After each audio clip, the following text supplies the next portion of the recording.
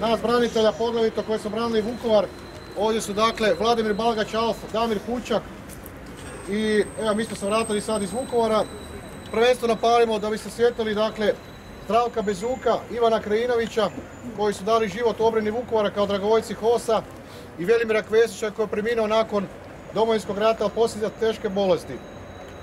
Ovako, znači, imamo ovdje zapaliti lampione, molim vas, svaka 2 metra. Nemojte nabijati lampione, neka svaka 2 metra ide po jedan lampion. Isto tako, navijači, budite spremni, s druge strane će se paliti baklje. Nemojte bacati slučajno baklje dok ne izgore, da ne bi možda suha trava ili ne znam kakvo je stanje tamo. Kada završimo ovdje, do u pola 7, ko može neka ide u crkvenu s nama. Tamo ćemo zapaliti još 150 lampiona. I 15 do 7 čeka nas župnik gdje ćemo kod Staroga križa održati molitvu. Pa ja vas molim, ko može, neka dođe i tamo isto. Hvala vam lijepo svima što ste došli. Možemo krenuti. Iz parka krećemo samo od crkvenoj.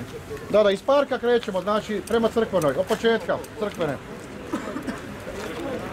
Dečki navijači, možete ići na drugu stranu, je.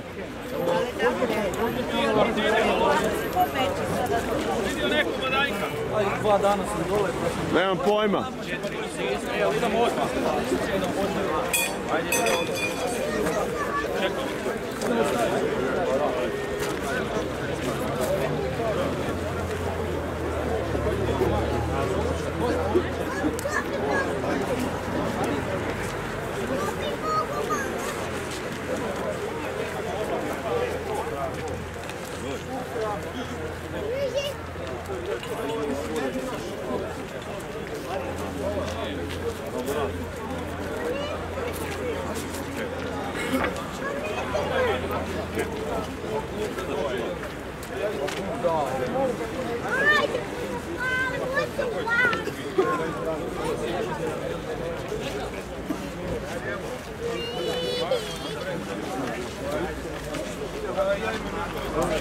Lampioni svake 2 metra.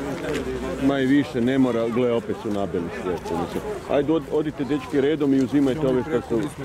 Dobro, ajde, kad to zapalite onda uzeti. Svašta je.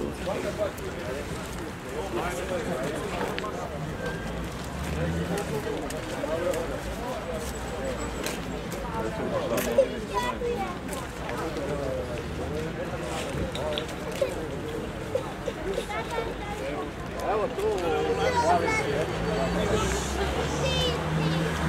Ja sam rekao da se pali.